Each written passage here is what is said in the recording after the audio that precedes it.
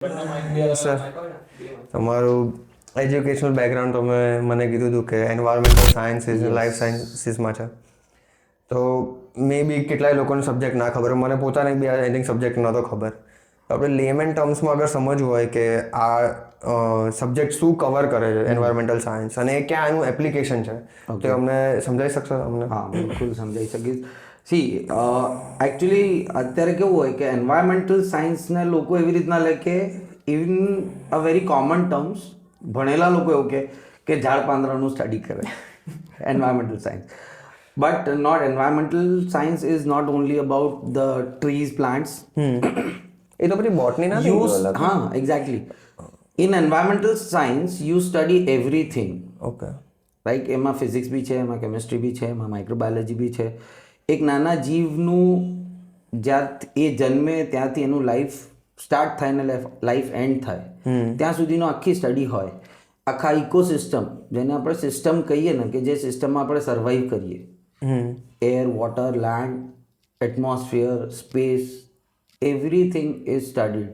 Even remote sensing is a part of environmental science, જેને તમે આજના ટાઈમમાં જીપીએસ, જીઆઈએસ જે તમે કહો છો, that is also a part of environmental science. So basically environmental science deals with all the natural things that is present.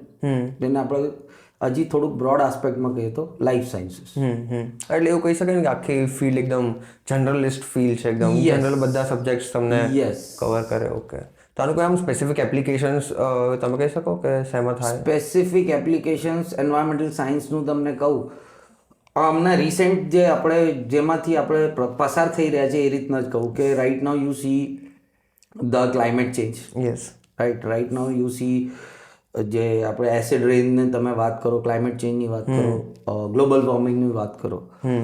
સો આ બધું તમને ખબર કેવી રીતના પડે કે this is a acid rain, global warming થઈ રહ્યું છે કે ક્લાઇમેટ ચેન્જ થઈ રહ્યું છે? તો આમાં એરના પેરામીટર્સ, વોટરના પેરામીટર્સ, લોકો કહે ને પોલ્યુશન લેવલ બહુ વધી ગયું. તમે મોબાઈલમાં જોતા હશો AQI, in each and every once mobile you will see the AQI index. Yes, air index quality. So what is that? So that air index quality માં પેરામીટર્સ હોય. એમાં એ પેરામીટર્સ જે છે મેટીરિયોલોજી ડિપાર્ટમેન્ટ મેજર કરે, but it is a part of environment only. Okay. So આપણે કહી શકીએ કે જેમ કે હું એરમાં વાત કરું તો આપણે કે Delhi is going through a worst era. તો જે પોલ્યુશન લેવલ છે અને એનું ઇફેક્ટ્સ છે એ one of the basic fields of environmental science. Water pollution, we say that the next world war will be due to the water, right? So water આપણી પાસે છે, we have enough water, right? But usable કેટલું? Okay, yes, right. આપણી પાસે છે, આપણા ground water છે, તો ground water we can use, but ground water, is it properly you can use it or not? Who will tell you? So this study will tell you that કે આ વસ્તુ proper છે, આ વસ્તુ proper નથી, કેવી રીતના પ્રોપર થશે એ બી બતાવશે. ઓકે. તો એવું આપણે જનરલી કહી શકીએ ને આખી ફિલ્ડ રિસર્ચના પર્પઝ માટે એકદમ બેસ્ટ કે સુટેબલ કહીએ આપણે. When we talk about basic science, not only science, આ તમે કોઈ બી સબ્જેક્ટની વાત કરો તો બેઝિક સાયન્સમાં research is in each and every field, right. But અત્યારે રિસર્ચના પ્રોસ્પેક્ટિવથી yes, one of the most booming fields is environmental science. Yes, હા. તો રિસર્ચના કોન્ટેક્સમાં તમે બી સારી એવી રિસર્ચ કરેલી છે અને કરી બી રહ્યા છો, પરસ્યુમ છે જ હજી. તો તમે પહેલેથી જ તમારું એવું એમ હતું કે તમારે રિસર્ચ કરવું છે કે કોઈના થ્રુ ઇન્સ્પિરેશન મળી કે ના હું રિસર્ચની સ્પીડમાં જાઉં, કે પછી તમારી ક્યુરિયોસિટી જ હતી જાણવાની તો એ પર પછી તમે રિસર્ચમાં ગયા? ના, એવું કંઈ બહુ સ્પેસિફિક એવું કશું જ નહોતું. મારું એવું હતું કે it was my father's dream that he had 3 kids, તો ત્રણેયને અલગ અલગ ફિલ્ડમાં ભણાવું. So my sister, she is in the commerce field, એને MBA કર્યું. Yes. My brother, he went to engineering field and હું લાસ્ટ વન હતો. એટલે he wants me to be a doctor. Okay. But હા, એ વખતે આપણી એટલી પોટેન્શિયલ નહોતું કે હું મેડિકલ ક્રેક કરી શકું. So I said okay one of the other way, doctor ही नाम के पीछे चाहिए, I will go for BSc MSc PhD okay and I will get the doctorate degree there. So એ રીતના લકીલી while studying only માસ્ટર્સમાં આવ્યો, masters કરી, માસ્ટર્સ પછી લકીલી મતલબ 5 of the batchmates we were placed, the first placement of our class was done and I was placed in a research institute only. Okay okay So this is Gujarat Ecological Educational Foundation, ગાંધીનગરમાં છે, Gir foundation, and it is an autonomous body of Gujarat Forest Department.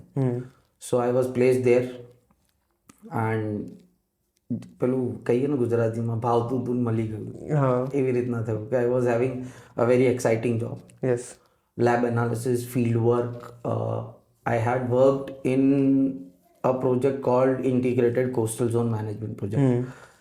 The third project of India જે coastal zone પર હતું, funded by World Bank.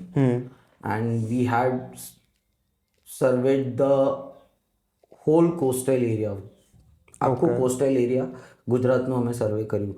and અમારું specific જે focus હતું એ marine national park પર હતું, જે જામનગરમાં છે. દેટ ઇઝ ગુજરાતનું આઈ ગેસ ઇન્ડિયાનું પહેલું marine national park. Okay so the journey started from there. એટલે તમે જે પ્રોજેક્ટમાં કામ કર્યા એમાં તમે અમને ડિટેલ્સ આમ કહી શકો એક્ઝેક્ટલી તમે એ પ્રોજેક્ટમાં એવું હતું, ગીર ફાઉન્ડેશન પાસે 3 અલગ અલગ આસ્પેક્ટ્સમાં, એ પ્રોજેક્ટના 3 અલગ અલગ આસ્પેક્ટ્સ, 4 અલગ અલગ આસ્પેક્ટ્સમાં હતું. એક કોરલ રિસ્ટોરેશન હતું, બીજું ફ્લોરા, ઓકે જેને આપણે બોટનિક કહીએ, બોટનિકલ સ્ટડી, ફોના, ઓકે જેને આપણે ઝુઓલોજીકલ સ્ટડી કહીએ, અને ત્રીજું હતું એન્વાયરમેન્ટ. સો એન્વાયરમેન્ટમાં અમારે water quality study, soil quality study હતું. સો અમે ત્યાંથી જ્યારે અમારું ફિલ્ડ વર્ક હોય તો અમે અહીંથી ફિલ્ડ વર્કમાં જ્યારે જઈએ તો ફિલ્ડ વર્કમાં વી ગો દેર, ત્યાં જઈને અમે વોટર સેમ્પલ્સ કલેક્ટ કરીએ, સોઇલ સેમ્પલ્સ કલેક્ટ કરીએ. અમુક પેરામીટર્સ હોય જે ઇન્સ્ટિટ્યૂટ ત્યાં જ પરફોર્મ કરવાનું હોય તો એ ત્યાં પરફોર્મ કરીએ. બીજા સેમ્પલ અમે લેબમાં લઈને we do the analysis here. Along with that એની સાથે અમે ફાઇટોપ્લાન્કટનનું એનાલિસિસ. ફાઇટોપ્લાન્કટનને એક્ઝેક્ટલી ગુજરાતી લેંગ્વેજમાં શું કહેવાય આઈ ડોન્ટ નો, બટ એ બેઝિક ફૂડ ચેનનું બેઝ, જે વોટર બોડીના ફૂડ ચેનનું base, that is phytoplankton. So મારું એના પર ઇન્ટરેસ્ટ ત્યાં જ જાગ્યું કે ફાઇટોપ્લાન્કટન, ઝૂપ્લાન્કટન પર મારે સ્ટડી કરવું છે, અને એમાં બી મેં ખાસું એવું કામ કર્યું.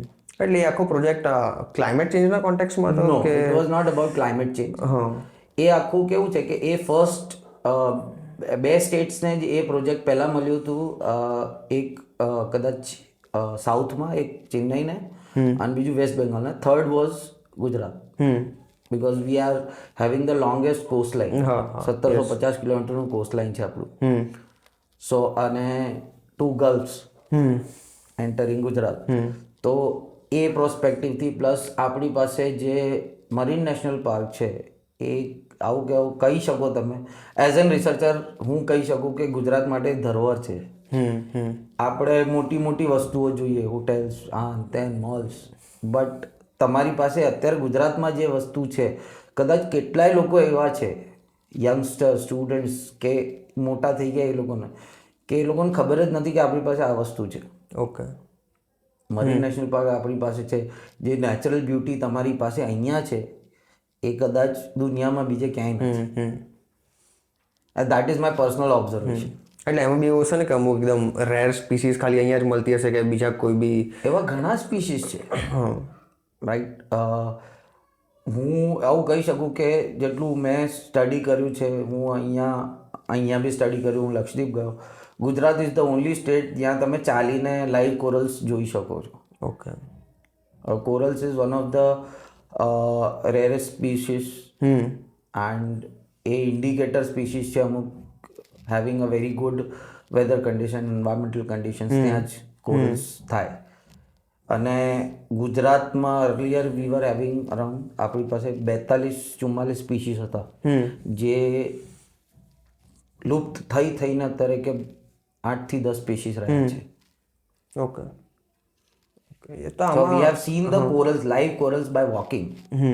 જેના માટે આપણે લાખો રૂપિયા ખર્ચા કરીને જઈએ અંડમાન નિકોબાર લક્ષદ્વીપ ડાઇવિંગ કરીએ અને વી સી દેટ. હા ઓકે તો આપણે આમાં લાઈક તમે એકચ્યુઅલી રિસર્ચની જે મેથડ્સ કહીએ કે ટેકનિક્સ કહીએ એ કેવી રીતે કરો કેમ કે જે આખું ત્યાંનું એન્વાયરમેન્ટ હશે એ તો બહુ એકદમ આમ ડાયનામિક હશે કેટલું બધું ચેન્જીસ થઈ જતું હોય તો રિસર્ચ મેથોડોલોજીમાં અમારા ફિલ્ડમાં એવું છે કે અમે કંઈક એવું નવા રિએક્શન્સ નહોતા કરી રહ્યા. ઓકે અમે શું કરીએ કે હું સેમ્પલ લાવું, એ સેમ્પલમાં મારે 50 પેરામીટરનું એનાલિસિસ કરવું છે. ઓકે એ 50 પેરામીટરના એનાલિસિસના 50 અલગ અલગ મેથોડોલોજી છે, ઓકે ડેવલપ મેથોડોલોજી છે.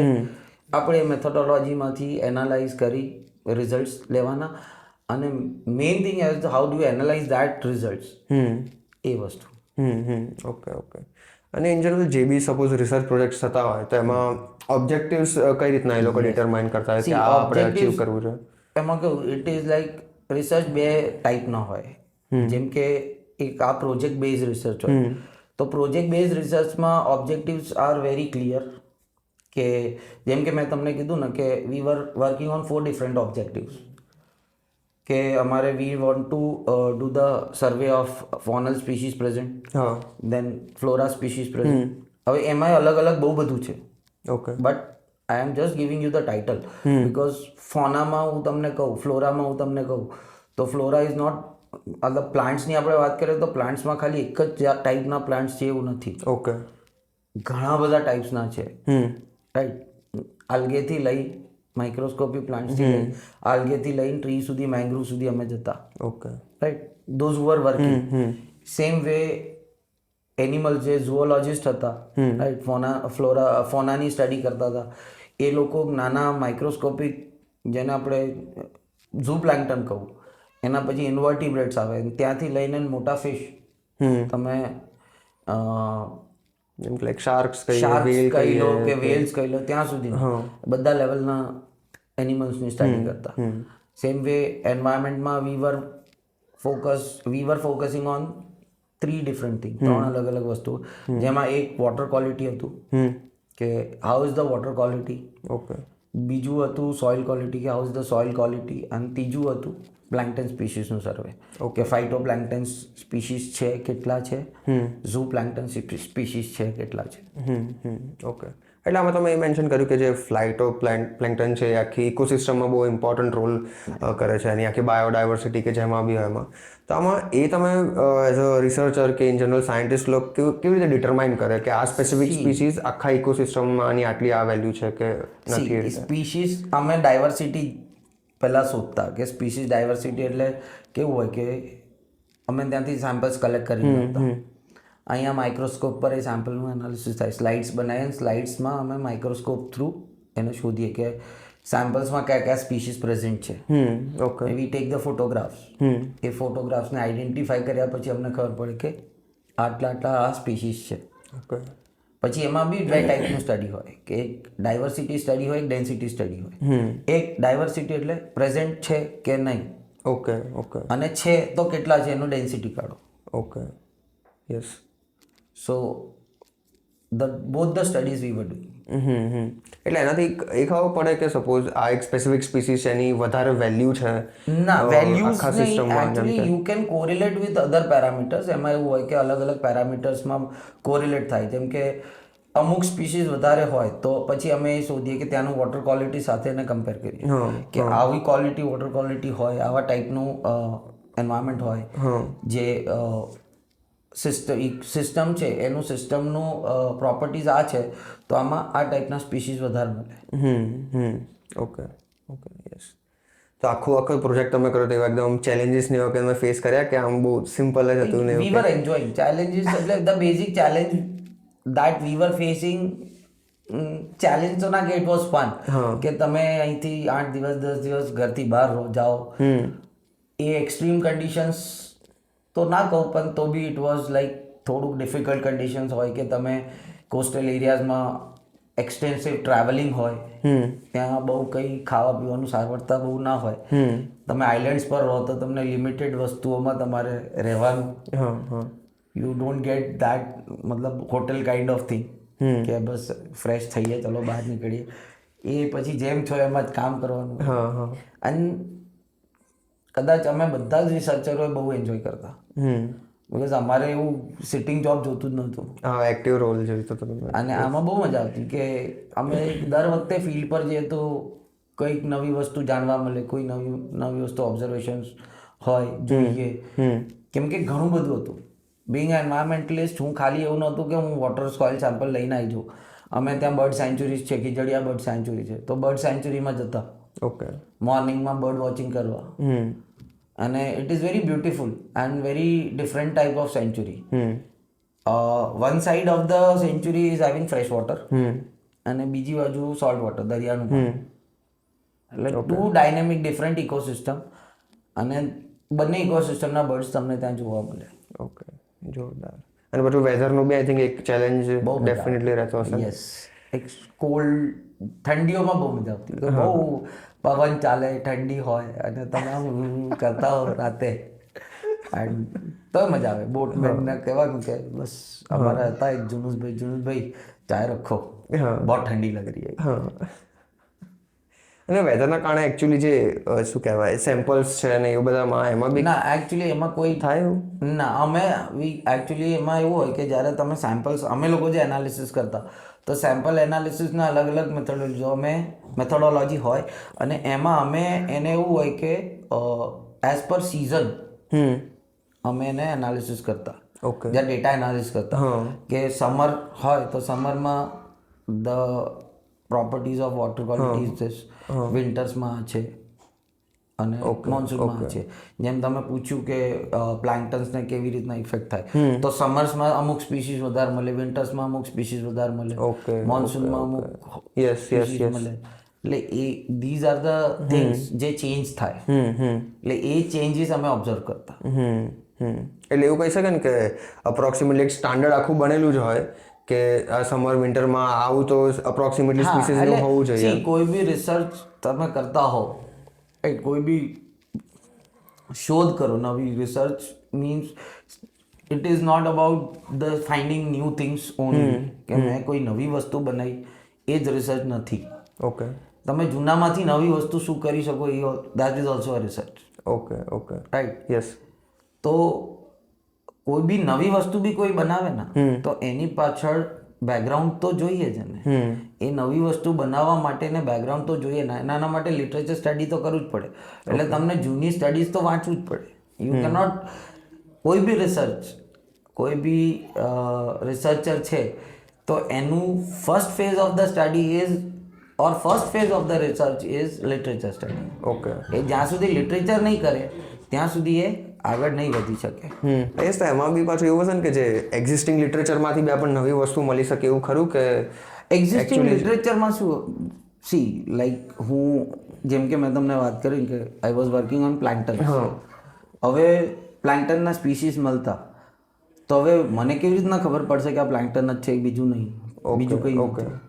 એટલે હું જૂની માન કે તમે સ્ટડી કરી છે અને તમને મળ્યા છે, તમે ઓલરેડી એ સ્ટડી પબ્લિશ કરી દીધું છે ને એક્સેપ્ટેડ છે, તો હું એ વસ્તુને મારા સ્પીસીસ જોડે કમ્પેર કરું. મને કેવી રીતના ખબર પડે કે લાઈક આ લાયન છે, રાઈટ, તો lion there are Asiatic lion, there are African lion, there are અલગ અલગ ટાઈપના લાયન. તો કયા ટાઈપનું લાયન જે તમે જોયું એ કયા ટાઈપનું લાયન છે કેવી રીતના તમને ખબર પડશે?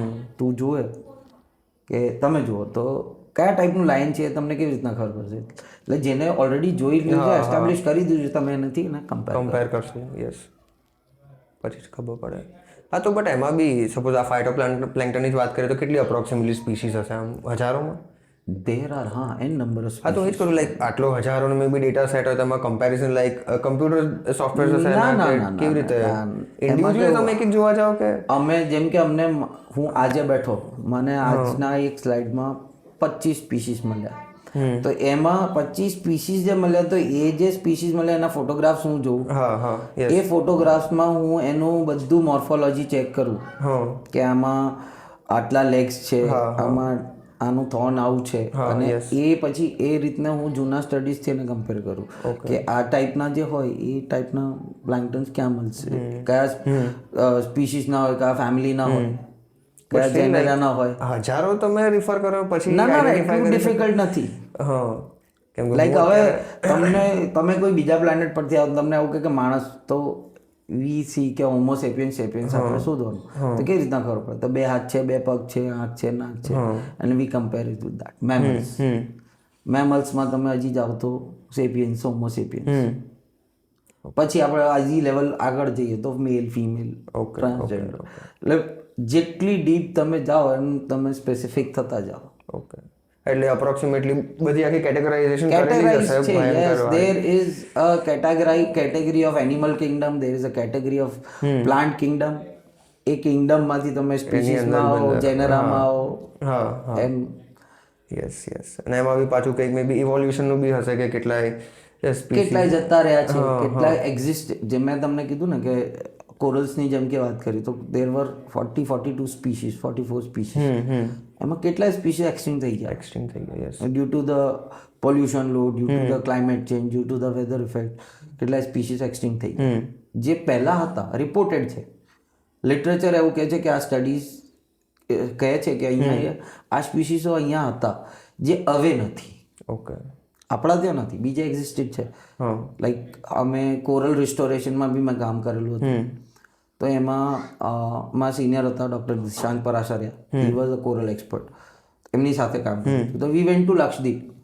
ત્યાંથી અમે કોરલ સ્પીસીસ લઈને આવ્યા, અહીંયા એને પ્લાન્ટ કર્યું. એને પ્લાન્ટ કર્યા પછી એનું સર્વાઈવલ રેટ જોયું, મોર્ટાલિટી જોયું, વોટર ક્વોલિટી જોયું. ત્યાં જોયું, ત્યાંનું વોટર ક્વોલિટી જોયું, પછી અહીંયાનું વોટર ક્વોલિટી જોયું, એનું કમ્પેરિઝન કરીએ.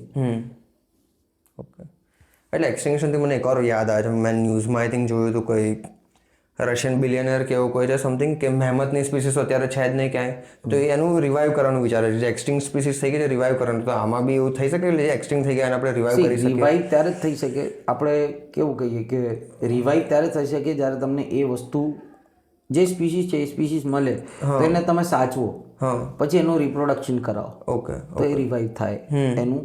જેમ કે આપણે અત્યારે તમને કહું ચીતા લાયા, રાઈટ? તો આપણે બહારથી ચીતા લઈ ગયા, આપણે અહીંયાના જંગલોમાં એને મૂક્યા. આપણે એ ઉદ્દેશ્યથી નહીં મૂક્યા કે 12 કે 14 લાયા તો એટલા જ રહેશે, એ રિપ્રોડ્યુસ કરશે, તો એની જે પોપ્યુલેશન છે એ વધશે. ના પણ આ તો એ કેસ છે ને જે કે બીજા બધા દુનિયાના પાર્ટમાં છે આ સ્પીસીસ, એટલે આપણે એને રિવાઇલ્ડ કરીએ કે ટ્રાન્સપોર્ટ કરી શકીએ. કહું છું કે અહીંયા હતું, એ વસ્તુની સર્વાઈવલ અહીંયા હતી, ઓકે હવે નથી. તો આપણે પહેલાં તો એ જાણીએ કે કેમ જતું રહ્યું. ઓકે અને પછી તમે એવું કહો કે અમે જે કન્ડિશન્સમાં હતું એ કન્ડિશન્સ પાછું એને આપીએ તો એ સર્વાઈવ કરી શકશે. ઓકે તો તમે ત્યાંથી લાવો, અહીંયા એને સર્વાઈવલ ચેક કરો. રાઈટ? તો જે કમ્પ્લીટલી એકદમ ક્યાંય જ નથી એ વાળાનું એ તો રિસ્ટોરેશન ક્યાંથી તમે રિસ્ટોર, જે છે જ નહીં એને રિસ્ટોર કરી. એટલે આઈ થિંક ખબર નહીં કઈ ટેકનોલોજી તમે પેલું ડીએનએ એક્સટ્રેક્ટ કરીને ડીએનએ એક્સટ્રેક્ટ કર, યસ, કરંટ એલિફન્ટમાં એને તો પછી it is a very very very very very very big thing કે તમે એક સેલમાંથી આખી એનિમલ બનાવો. એ તો પછી બટ એટલે એક્ઝેક્ટ સાયન્સ મને બી નથી ખબર. સાયન્સ ઇઝ સમથિંગ તમને કંઈ જ ખબર નહીં કે ક્યારે શું મળી જશે, થઈ જશે. ઓકે દે આર પોસિબિલિટીઝ કે મળી શકે. સી આમાં આ સ્ટડીઝ એવું છે ને કે કેટલી વસ્તુ આપણી પાસે છે એ આપણને ખબર છે, પણ એનાથી કઈ ઘણું એવું છે કે જે આપણને ખબર જ નથી કે આપણી પાસે છે. Okay I have done the research work in marine sciences, right? As a marine biologist, I can say that not even 1% of the research has been done on sea areas, marine areas. Okay મરીનમાં 1% research એટલું બધું થાય છે અને થઈ રહ્યું છે તો બી એટલે શું એક્ઝેક્ટ શું તમે કહેવા હું કહેવા માંગુ છું કે ઇફ વી વિલ એક્સપ્લોર તો એટલું બધું મળશે કે જેનું આપણે વી કેનોટ ઇવન ઇમેજિન, કલ્પના ના કરી શકો એટલી વસ્તુઓ છે આપણી જોડે, અને તમે એક્સપ્લોર કરશો એ તમને મળશે.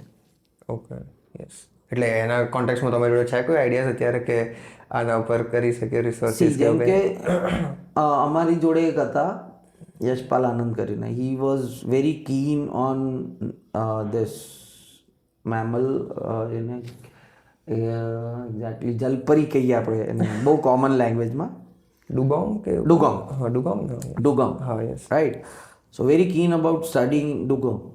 હવે ડુગોંગ અહીંયા વર્ષો પહેલાં ક્યારેક જોવા મળ્યું. એટલે ગુજરાત સાઈડ છે think મેં મારા 5 વર્ષના જે એ હું ત્યાં જતો આવતો જે સેમ્પલિંગ રિસર્ચ વર્ક એ પ્રોજેક્ટમાં I have never scene a live dugong. હા, એક ડેડ ડુગોંગ આવ્યું હતું જે આપણા કોસ્ટલ પર આવી ગયું હતું. ઓકે, તો એ અમે જોયેલું છે.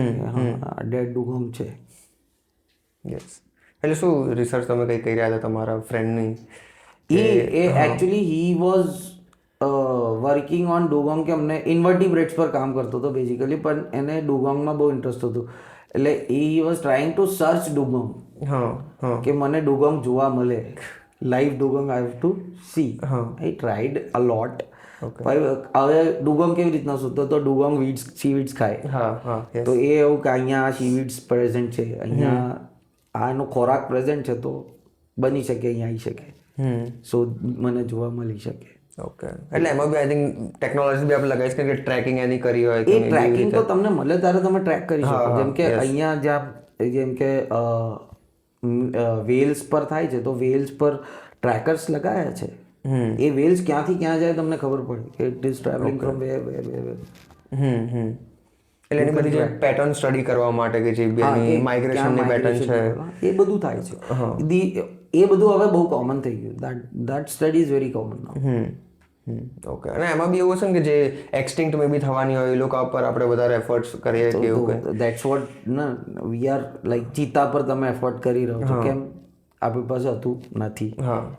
તમે ગુજરાતમાં લો છો લાયન્સ, એશિયાટિક લાયન્સ, तो वी आर वेरी कीन कि शेर बचाओ. क्यों? क्योंकि अपने जो आने वाला जनरेशन होगा उनको डायनासोर की तरह सिर्फ पिंजर्स देखने ना मिले, शेर देखने मिले. હા, યસ. બટ આમાં એક એથિકલ સાઈડ બી આવી જાય ને કે સપોઝ અહીંયા આખા એક્સટિંગ થઈ ગયા છે તો પાછા આવી રીતે રિવાઇવલ એફર્ટ્સ નાખવા એ કેટલું સારું છે કે આમ? એ તો દેટ્સ વોટ સ્ટડી ઇઝ. કે તમે રિવાઇવલ કરો ને થઈ ગયું તો તમને પાછું એ વસ્તુ મળશે ને. જેમ કે અમે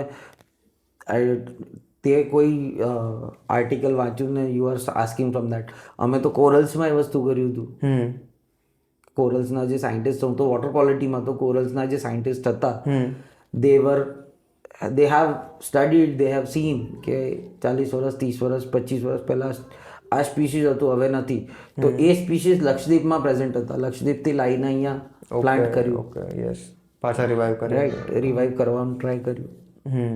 એને એ રીતના કન્ડિશન્સ આપ્યા કે રિવાઇવ થાય.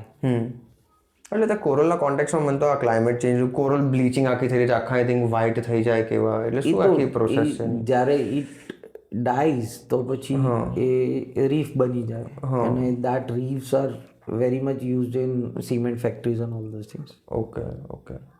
But I think ocean acidification એના કારણે ocean acidification it is like pollution. Coral મેં તમને કીધું it is an indicator species. તો પોલ્યુશન લેવલ જે વોટર ક્વોલિટી બગડશે તો કોરલ સર્વાઈવ નહીં કરે. Okay, yes. અને સપોઝ તમે બી જે અત્યારે કરન્ટલી રિસર્ચ કરી એમાં ઇન જનરલ શું આમ લિમિટેશન્સ આવતા હતા કે આમ બાયસીસ મે બી હોય આપણે રિસર્ચીસમાં એવું કંઈ ખરા? બાયસીસ એવી રીતના તો એ બહુ કોન્ટ્રાડિક્ટિંગ વાત થઈ જાય. પણ બાયસીસ રિસર્ચ બાયસ ના હોય. હા, લોકો હોય કે પોતાના સ્ટડી પ્રમાણે થોડુંક પોઝેસિવ હોય, and each and every researcher is possessive about his studies. Because હું કોઈ વસ્તુ કરી અત્યારે બી આઈ એમ વર્કિંગ ઓન સમથિંગ જે કદાચ અત્યાર સુધી નથી થયું. Okay, right. તો હું એના પર કામ કરી રહ્યો છું, મારું લગભગ 70% કામ પતી ગયું છે. But I have not disclose that. કે એકવાર મને 100% રિઝલ્ટ મળી જાય દેન આઈ વિલ ડિસ્ક્લોઝ કે હા આ વસ્તુ મને મળી છે. હવે પેટેન્ટિંગ એટલે તો આવ્યું ને કે લોકો પેટન્ટ કેમ લે છે. Not only one field, each and every field. દવાઓ બનાવે, દવાઓનું પેટન્ટ લે લોકો. કેમ કે મારા સિવાય કોઈ ના બનાવી શકે. સો દેટ કે ક્યાંય બને તો રોયલ્ટી ગોઝ ટુ મી. એટલે આમ બી એ રીતે વિચારે બી ડેફિનેટલી સાચી વસ્તુ જ છે ને, કેમ કે તમે દિવસ રાત આઈ થિંક એમાં એનું ઘણું બધું છે. ફોર એક્ઝામ્પલ આપણે કોવિડમાંથી પાસ થયા, રાઈટ. કોવિડમાં બીજી કન્ટ્રીઝે વેક્સિન બનાવી and they took the patents, right. But India ने जब कोवैक्सीन बनाया तो they don't took the patents. Why? Because आ तो क्योंकि मैनकाइंड માટે છે. Yes It should be, it should not be, Monetized. compared with money or monetized. Exactly. So એ વસ્તુ લોકો માટે અવેલેબલ હોવું જોઈએ અને ચીપ હોવું જોઈએ so that everyone can afford that. હા એટલે કોવિડની તો કોન્ટેક્સ ઇમરજન્સી વાળી હતી તો રાઈટ. સો maybe કેટલા it is African like that. હા, આપણા પહેલા વેક્સિન બની ગઈ હતી. હા આપણે બની એના પહેલા વેક્સિન બની ગઈ હતી પણ આપણી પાસે ન આવી. ઓકે હા why? Because we have to purchase those things. હવે એ કેટલું મોંઘું હતું કે આપણા દેશે જાતે બનાવવું પડ્યું. Otherwise you would have made the effort. હા પણ આપણે એવું કર્યું કે આપણે બહારથી ખરીદીએ અને એના કન્ડિશન્સમાં રાખીએ, એ દવાઓને એની કન્ડિશન્સમાં રાખીએ, એ જ કન્ડિશન્સમાં એને આપીએ. તો કદાચ વેક્સિન લેવું એક જે રોડ પર મજૂર રહે છે એના માટે તો like it was next to impossible to take the vaccine. જે યુએસથી આવ્યું છે, જે યુકેથી આવ્યું છે, કે જે ચાઇનાથી લાયા, એ કેવી રીતના લઈ શકે? એને પોસાવવું બી તો જોઈએ. બટ આપણે વેક્સિન ફ્રીમાં આપી, not only to the whole population of India, બહારે મોકલાઈ. બિકોઝ એમાં કોઈ એવું આપણે એવું પેટન્ટ કે પેટન્ટ લીધું નહીં કે આપણે વેચવાનું છે. આપણે વેક્સિન બનાવીને આપણે સેવા કરી. Okay our scientist does great work. એટલે સપોઝ આપણે વેક્સિનની વાત કરીએ એની પેટન્ટની, એટલે તો કોઈ પ્રોડક્ટ સ્પેસિફિક થઈ ગયું તો તમારી સપોઝ સ્પીસીસ ને એ બધી રિસર્ચમાં એમાં તો આઈ થિંક એમાં પેટન્ટ ના હોય. સી એમાં એવું હોય કે if I'll get something new, કોઈ નવી સ્પીસીસ મળી તો એ સ્પીસીસ પછી આપણે નામ આપી શકીએ. ઓકે યસ હા એટલે ન્યૂઝમાં આઈ થિંક એટલું આ છે કેટલા એ સાયન્ટિસ્ટના નામ પર જ આઈ થિંક સ્પીસીસ થઈ ગઈ છે. તમારો એકદમ ડ્રીમ હશે એવું કે તમારા સ્પીસીસ પર બની જાય તો સારું છે ને.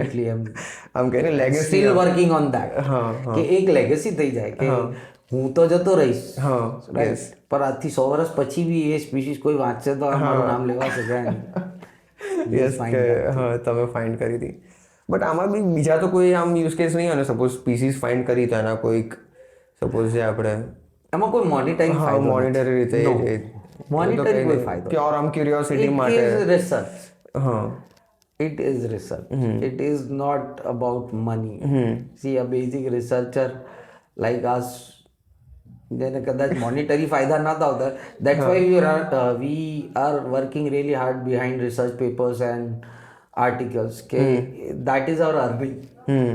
યસ બટ મને એવું મારું કોઈ પેપર વાંચે ને એવું મને 10 રૂપીસ મારા ખાતામાં ક્રેડિટ થાય એ મને નથી જોતું. હા, મારું કોઈ પેપર વાંચે અને એ એના સ્ટડીમાં એ પેપરને કોટ કરે, yes, that is very much important for me. But still આમ તમને એવું લાગે કે ઇન્સેન્ટિવ એઝ અ હોય તો એવા? હા, એ તો હોય છે. સી, ઇન્સેન્ટિવ્સ ને બધું હોય છે. Like the institute in which I am working right now, ત્યાં બી એવું છે કે you go for good research paper, સ્કોપસના સારા જર્નલ્સમાં તમે પેપર પબ્લિશ કરો તો તમને રિકોગ્નિશન મળે, તમને સર્ટિફિકેટ મળે, ઇન્સેન્ટિવ્સ. દેટ ઇઝ લાઈક બહુ મોટી વસ્તુ નથી, બહુ નાની વસ્તુ મળે, but it encourages you to go for more. Yes. તમે કીધું કે લાઈક કરંટ રિસર્ચ તો મારી ચાલી રહી છે, કઈ ડિસ્કસ કરી શકશો કે ના? એના વિશે અત્યારે ના કરીએ વધારે સારું. માય પીએચડી વર્ક, સો એ તમારી પીએચડી ચાલે જ છે અત્યારે કરંટલી? યસ. પહેલાં મેં મરીન પર બહુ કામ કર્યું પણ અનફોર્ચ્યુનેટલી વચ્ચે my father expired and then family responsibilities and everything, તો બહુ બધું કામ કરીને પછી મારે છોડી દેવું પડ્યું. Then again last year I started. એટલે અમે એવું ના કે લાઈક પેપર સપોઝ પબ્લિશ કરી દીધો તો એ પેપર્સ ને બધું પબ્લિશ મારું ઓલરેડી થઈ ગયું હતું. હા, એટલે આઈ હેવ ડન અ લોટ. મારું ખાલી લાસ્ટ એક ફેઝ બાકી રહ્યું, બટ કીધું ને કે સંજોગોના કારણે લાસ્ટ ફેઝમાં મૂકી દેવું પડ્યું. હા, ઓકે. એટલે આખી પ્રોસેસ કેમ નહીં હોય છે કે લાઈક ફર્સ્ટ, સેકન્ડ, થર્ડ એવું કોઈ? હા, પીએચડીમાં પહેલી પ્રોસેસમાં first thing is your interest. હા, તમને ઇન્ટરેસ્ટ છે, નેટ લેટ આપો, એક્ઝામ ક્રેક કરો એન્ડ ગો ફોર પીએચડી. એમાં તમને ગાઈડ મળે, ગાઈડ સાથે તમે તમારો ટોપિક ડિસ્કસ કરો, ટોપિકને તમારે કમિટી બેસે, ટોપિક પાસ થાય DRCમાં, and then you start working on that topics. You under the topic you have certain objectives to work, કે આ ફલાના ઓબ્જેક્ટિવ્સ પર મારે કામ કરવું છે, and then you work on those objectives, right. પછી તમારો આઉટકમ હોય, રિઝલ્ટ હોય, એનાલિસિસ હોય. ઓકે, એટલે આરામથી કેટલાક કહીને approximately C a good PhD tax 4 years કમ સે કમ. 4 વર્ષ નીકળી જાય. This is what I think. हाँ, कम से कम.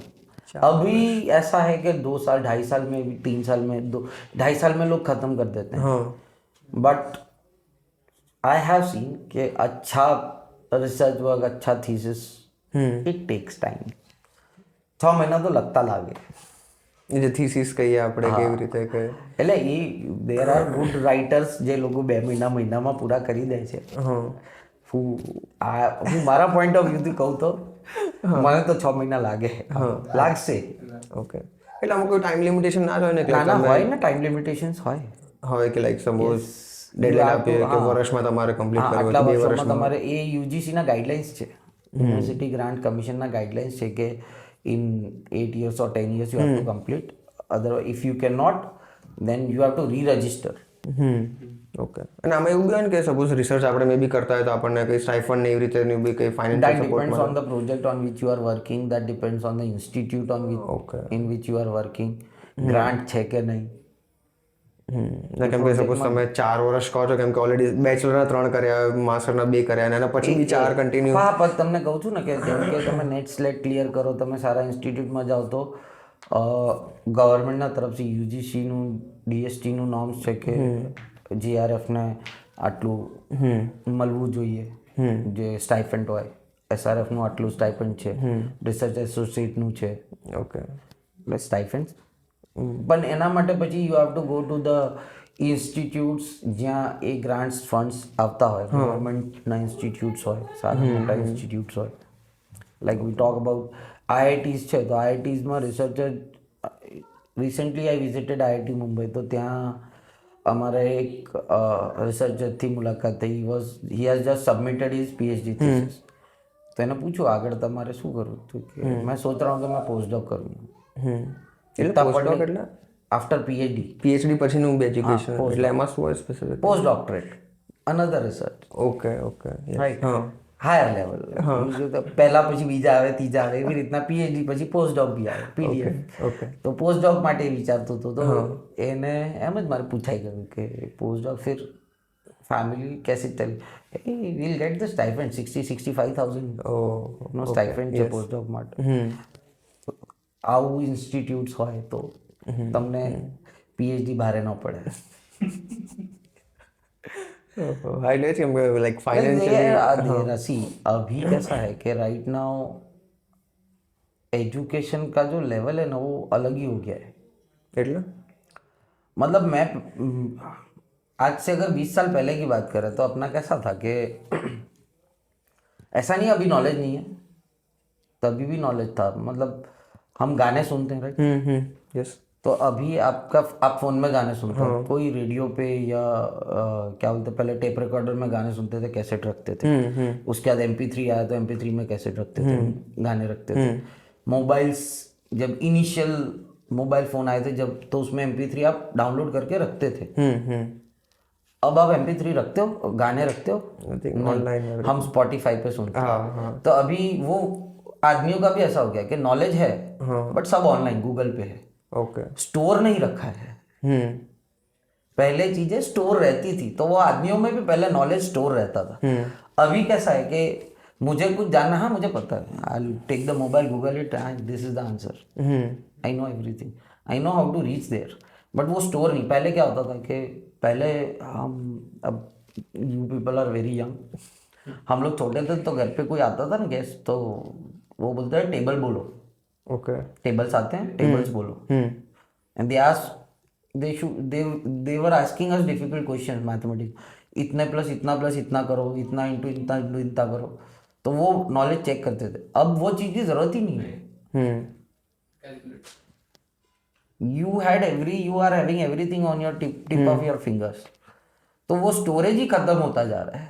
ओके, अपना जो हार्ड डिस्क जो था ना, उसमें अब स्टोरेज रहता ही नहीं है। पहले घर पे मुझे याद है, मुझे मेरा पहला नंबर फोन घर का नंबर आज भी याद है, पर मुझे मेरी मदर का नंबर अभी मोबाइल नंबर याद नहीं है। मेरी वाइफ का नंबर मुझे याद नहीं है, स्टोर है ना, मेरे को नाम ही ढूंढना है, क्लिक करना है। બટ આમાં તો એવું ના કે એ તો જસ્ટ મેમરીની વાત થઈ હવે तो एजुकेशन लेवल ऐसे पूरा ही वो चेंज हो गया है। हाँ एजुकेशन का जो पूरा जो सिस्टम था ना वो ही चेंज होता जा रहा है। ઓકે એટલે મેમરી બેઝ નથી રહ્યું એવી રીતે તમે કહો છો મેમરી બેઝ તો નથી જ રહ્યું, બટ હવે એ કીનનેસ જે હતું ને, કદાચ અમે અમારા સિનિયર્સમાં જે જોયું અને અમારા જુનિયર્સમાં જોયું અને આજે જે જોઈએ છે ને, दैट इज लाइक अब बच्चों में अब वो चीज़ रही नहीं कि टीचर है, रिस्पेक्ट है, डर है। ઓકે वो चीज़ें आपको देखने को नहीं मिलेगी। हाँ हाँ I don't remember that I have ever મારા ફેકલ્ટીઝને મેં એવું કર્યું, સર કેમ છો, હા મારા સ્ટુડન્ટ્સ હતા, અરે સર મજામાં, મારી આજે હિંમત ન ચાલે કે મારા ફેકલ્ટી આવે તો આપણે અદબ વાળીને ઉભા રહી જઈએ, અરે મારશે। એટલે બહુ આમ ઇન્ફોર્મલ જેવું થઈ ગયું છે ને એવરીથિંગ યસ, પણ આમ ડિસરિસ્પેક્ટફુલ તો એવું તો ના કહી શકીએ ને કે ડિસરિસ્પેક્ટફુલ એનાથી ચાલુ તો એ સ્ટેપ તો અહીંથી જ થાય ને। હા ઓકે હા કે પછી or may be further first step is this only, liberty is the first step. Liberty મળવું બહુ સારું છે, પણ એ લિબર્ટીનું યુઝ કરવું ને, how much you use that liberty, that is very much important. Okay yes જે સપોઝ આપણા સિનિયર હોય કે ભાઈ પ્રોફેસર્સ હોય બધા એટલીસ્ટ ડિસન્ટ થોડી ડિસન્સી તો રાખવી જોઈએ આપણે એમ કે એક ગરિમા હોય બધી જગ્યાની, બધા માણસની, એ ગરિમા પહેલા હતું, હવે ધીરે ધીરે લુપ્ત થતું જાય છે। ઓકે દેટ ઇઝ ઓલ્સો એક્સટિંક્ટ, એને બી આપણે રિવાઇવ કરવાના એફર્ટ્સ આપણે બહુ લગાવી જરૂરી છે, શકીએ બહુ જરૂરી છે। હા તમે રાઈટ, યુ આર 2021 હા યસ 21 રાઈટ, આઈ એમ અરાઉન્ડ 38। મને નહીં લાગતું કે તમે તમારા ટીચર્સ જોડે કોઈ દી માર ખાધું હશે, ના નથી રાઈટ? નાનપણમાં આઈ થિંક ખાધું એ રીતે હોઈ શકે છેલ્લા 15 વર્ષમાં હા હા બોલ હા મને યાદ છે કે મને તો હું 10th 11th મેં ઝાપટ ખાતું हाँ स्कूल में टीचर्स ने पेरेंट्स એવું नहीं कि मेरे बच्चे को क्यों मारा, पप्पा आए थे कि यार और लगा ना, बदमाशी करे तो धो हाँ आपका ही है, लगाओ। હવે પેરેન્ટ્સ ટીચર્સ કંઈ કહી દે તો પેરેન્ટ કે અમે કોર્ટમાં જઈશું, તમે આમાં છોકરાને અડ્યા કેવી રીતે? તો એ ડિફરન્સ જે છે ને, એ પેમ્પરિંગ ડિફરન્સ, પેમ્પરિંગ જે છે ને, એ પેમ્પરિંગ ક્યારે બગડતી ગયું અને વસ્તુઓને ડિગ્રેડ કરતી ગઈ કે પેમ્પરિંગથી લિબર્ટી તો બહુ મળી, બટ પછી અને એ વસ્તુ ઘરમાં બી થાય છે પાછું। ઓકે બટ એ વસ્તુથી લર્નિંગ આઉટકમમાં બી ઇમ્પેક્ટ પડે છે એવું કહી શકો તમે? ઇમ્પેક્ટ પડે, યસ, બધી જગ્યાએ ઇમ્પેક્ટ પડે। ઓકે ના અને પાછું એ લોકો બી કેમ કે સપોઝ લાઈક અમને ફ્રીલી રહેવું હોય કે એમાં બી શું ઇશ્યુ છે પછી? હવે પેરેન્ટ્સ કોઈ મને યાદ નથી, મને જોવામાં નથી આવતું કે કેટલા પેરેન્ટ્સ છોકરાઓને ગ્રેજ્યુએશનમાં કે માસ્ટર્સ લેવલ પર પેરેન્ટ્સ પૂછતા હોય છે કે કેટલું ભણ્યો, કેટલું બાકી રહ્યું, શું ભણે છે, પપ્પા રિઝલ્ટ આ જાયગા, અમાર તો પપ્પા રિઝલ્ટ આ જાયગા તો પપ્પા કાઢી મૂકે ઘરેથી, આવું બીક લાગતી હતી એટલે પૂછે। એટલે એ બધી વસ્તુઓ હવે તમે એને રિફોર્મેશન કહો, તમે એને અપગ્રેડેશન કહો, ગમે એ કહો, બટ એ વસ્તુઓ ચેન્જ થાય છે। Okay okay for the better or worse આપણે જે રીતે બી કહીએ તો સી એ ઇમ્પેક્ટ તો બહુ પછી ખબર પડે, પણ હા દેર આર ગુડ થિંગ્સ। પહેલાં અમે જ્યારે ભણતા ને ત્યારે અમને કોઈ એટલું આ પોડકાસ્ટ નહોતું, હા હા યસ અમને અમારા જ્યારે હું સેકન્ડ યરમાં તો અમે ફર્સ્ટ યરમાં કોમન સબ્જેક્ટ્સ હોય, ઠીક છે, સેકન્ડ યરમાં અમને સબ્જેક્ટ ચૂઝ કરવાનો હતા, એ સબ્જેક્ટ કયું ચૂઝ કરીએ, ફ્યુચર કેવું સારું રહેશે સબ્જેક્ટ, તો મારા સિનિયરે મને કીધું હતું કે એમ્પ્લોયમેન્ટ ન્યૂઝ આવતું, આજે આવે છે કે નહીં ખબર નહીં, એમ્પ્લોયમેન્ટ ન્યૂઝ પેપર આવે, ઓકે જેમાં બધું આ જોબ્સ રિલેટેડ જ બધું હોય, પ્લેસમેન્ટ કે ક્યાં રિક્વાયરમેન્ટ છે, રિક્રુટમેન્ટ છે, તો કે છેલ્લા 5 વીકના એમ્પ્લોયમેન્ટ ન્યૂઝ ખોલ અને જો, તને ખબર પડશે કે કઈ ફિલ્ડમાં જવાય। ઓકે હવે બધું જ હાથ પર છે. હા yes. You don't need to ask anybody anything. એટલે તો ઇન્ટરનેટના કારણે તો ઇન્ફોર્મેશન એ અબન્ડન્સ થઈ ગઈ છે જે એકદમ. સુવિધાઓ થઈ, હા. રાઈટ, તો એ સુવિધાનો ફાયદો બી છે, એ સુવિધાઓથી નુકસાન બી છે. Everything has two ends. એ જ કે કોઈન હેઝ ટુ સાઇડ્સ, અને જેમ કે ડબલ એજ સ્વોર્ડ આપણે કહીએ કે જે રીતે આપણે યુઝ કરી મોબાઈલ આવવાથી તમને ખબર છે, મોબાઈલ તમે વી આર વેરી, આ બહુ કોમન છે કે મોબાઈલ આવવાથી આપણે ખોટું બોલતા વધારે થઈ ગયા. હું અહીંયા છું અને મને ફોન આવે ઘરેથી, હા બસ 5 મિનિટમાં પહોંચો, ભલે 25 કિલોમીટર દૂર, હા આવું છું 5 જ મિનિટમાં પહોંચી જઈશ, એ થયું. ભાઈ એના સામેવાળાને તમે કોન્ટેક્ટ કર્યું, એ સુવિધા છે કે હા ખબર છે આવી જ રહ્યું છે. પહેલાં એ નહોતું. પહેલાં માણસ ક્યાં છે આપણને ખબર ના હોય, પણ એ સુવિધાનું નુકસાન એ કે માણસ ખોટું બોલતોય થઈ ગયો. ઓકે. હા. એટલે આ રીતના આપણે બે વસ્તુ હોય, બંને વસ્તુ છે અને બંને વસ્તુને તમે રિલેટ કરી શકો. એટલે આ તમે આખું જે ડિસ્ક્રાઇબ કર્યું છે કરંટ મે બી કલ્ચર સ્ટુડન્ટનું કે ઇન જનરલ એટલું તમે નથી પ્રિફર કરતા, તો ઇટ્સ નોટ હું પ્રિફર નથી કરતો એવું નથી, બટ આવું છે, that is an observation. My preference is nowhere mattering. Okay. It is just an observation. એટલે આમાં તમને મે બી નેગેટિવ એસ્પેક્ટ્સ એના દેખાતા હશે ને? મને નેગેટિવ પોઝિટિવ બંને દેખાય છે. હું પોઝિટિવ બી જોઉં છું કે આજકાલ સ્ટુડન્ટ્સ છે, આજ 20 વર્ષનો છોકરો, you are 21 and you are running your own channel, that is a positive thing. You are earning, you are not depending on your parents. That is a positive thing and I really appreciate that. And that is because of these facilities, technology only. Yes. Right, so that is a good thing, positive thing, and I really appreciate that. Okay. But હા, સાથે સાથે આપણે બે વસ્તુ કે બધું balance બનાવવું જોઈએ, બના રહેના चाहिए. કમ્પ્લીટલી નહીં. યસ. તો રિસર્ચ પર પાછા આવીએ આપણે. એમાં તમને આમ રિગ્રેટ્સ છે કે like research career? Researcher is always a researcher. મેં બંધ કરી દીધું એવું નથી. એક ઇન્સ્ટિટ્યૂટ છોડીને બીજી જગ્યાએ આવ્યો, ત્યાં બીજું કંઈ કરતો હતો, અહીંયા બી કરું છું. ત્યાં આઈ એમ હેપી કે હું ત્યાંથી અહીંયા આવ્યો. ત્યાં મેં ખાલી વોટર ક્વોલિટી પર, સોઇલ ક્વોલિટી પર કામ કર્યું. અહીંયા આવ્યો, છેલ્લા 4 વર્ષમાં મેં એર પર બહુ કામ કર્યું. ઓકે. એર ક્વોલિટી ઉપર, પોલ્યુશન આખું કંટ્રોલ. તો that is a positive thing I have seen કે હું ત્યાંથી અહીંયા હતો, I have got to learn something new. એ જૂનું જે હતું એ તો ચાલુ જ છે કે વોટર પર હજી મારો ઇન્ટરેસ્ટ હતો, આજે બી છે અને હું કામ કરું જ છું, ચાલુ છે.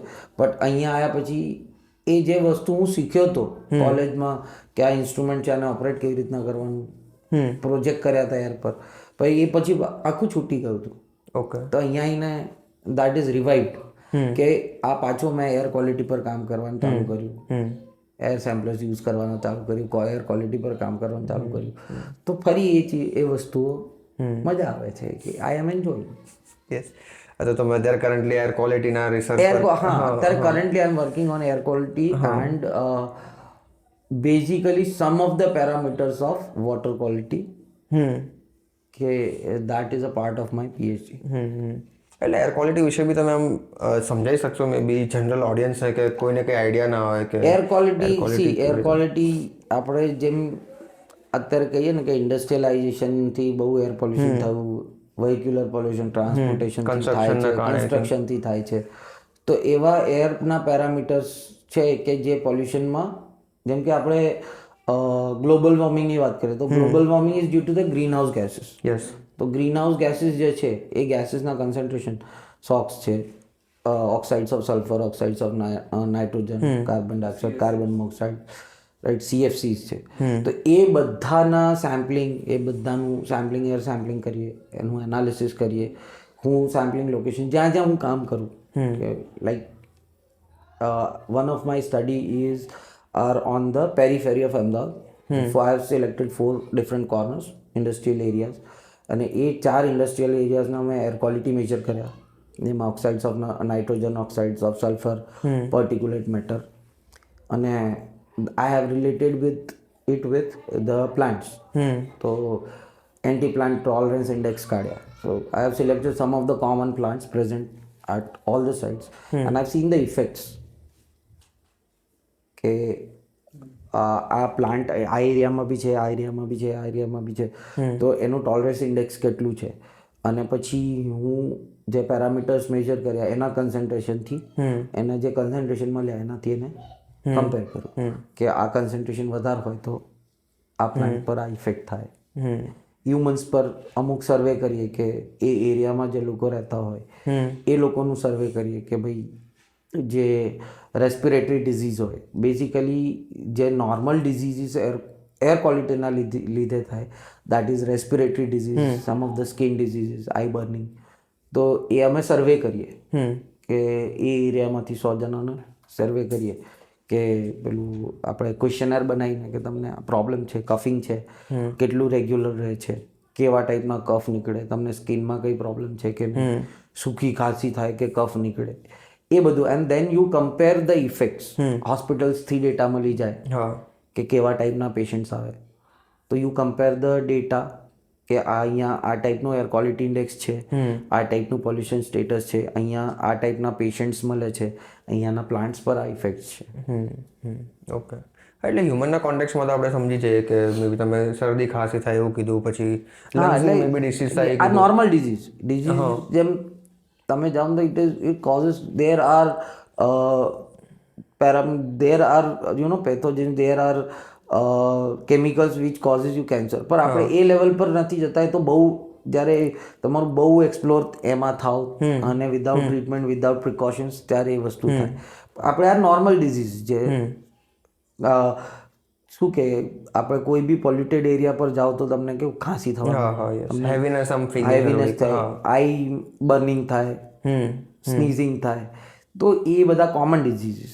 સો એ કોમન ડિઝીઝીસ તમને ક્વેશ્ચનરથી મળી રહે કે હા આ ટાઈપનું આ એરિયામાં આ ટાઈપનું ડિઝીઝ છે, આ વસ્તુ વધારે જોવા મળે છે. ઓકે. એટલે આમાં તમે પ્લાન્ટના કોન્ટેક્સમાં કેવી રીતે એને, એટલે આમાં પ્લાન્ટના કેવું, મેં તમને જેમ કીધું કે હવે પ્લાન્ટ કેવી રીતના એનાલિસિસ કરું, તો this is what I have done કે મેં કોમન પ્લાન્ટ્સ જે ચારે જગ્યા પ્રેઝન્ટ હતા એ કોમન પ્લાન્ટ સિલેક્ટ કર્યા, અને એ પ્લાન્ટના લીવ્સ કલેક્ટ કરી અને એ લીવ્સના અમુક પેરામીટર્સના એનાલિસિસ કર્યું, મોઇસ્ચર કન્ટેન્ટ કાઢ્યું, પીએચ કાઢ્યું, પછી ક્લોરોફિલ કન્ટેન્ટ કાઢ્યું, અને પછી એનું એપીટીઆઈ, એન્ટી પ્લાન્ટ ટોલરન્સ ઇન્ડેક્સ કાઢ્યું.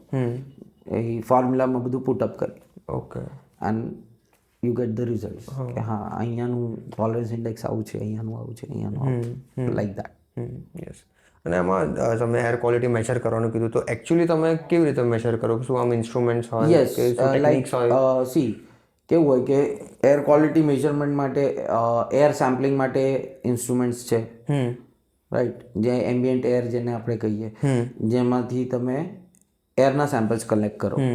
પછી એવી રીતના ડસ્ટ સેમ્પલર હોય જેનાથી તમે જે ડસ્ટ પાર્ટિકલ્સ હોય, પર્ટિક્યુલર મેટર જેને ટેકનિકલ ટર્મ્સમાં કહેવાય, એ સેમ્પલિંગ કરીએ. પછી સ્ટેક્સ જે હોય, ચીમનીઝ હોય, ઇન્ડસ્ટ્રીમાં જેમ અમે જઈએ તો અમે સ્ટેક્સ પર ચડીને સ્ટેક્સનો સેમ્પલ લઈએ, તો એના સ્ટેક મોનિટરિંગ કિટ અલગ આવે, તો એ સ્ટેકના સેમ્પલિંગ હોય.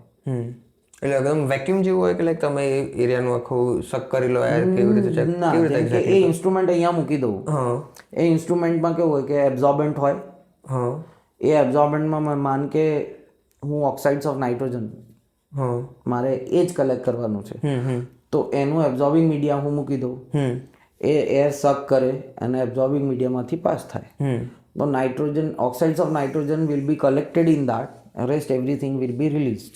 ઓકે. પછી એ એબ્ઝોર્બિંગ મીડિયાને લેબમાં લઈ જઈને એનું કન્સન્ટ્રેશન ફાઇન્ડ કરો.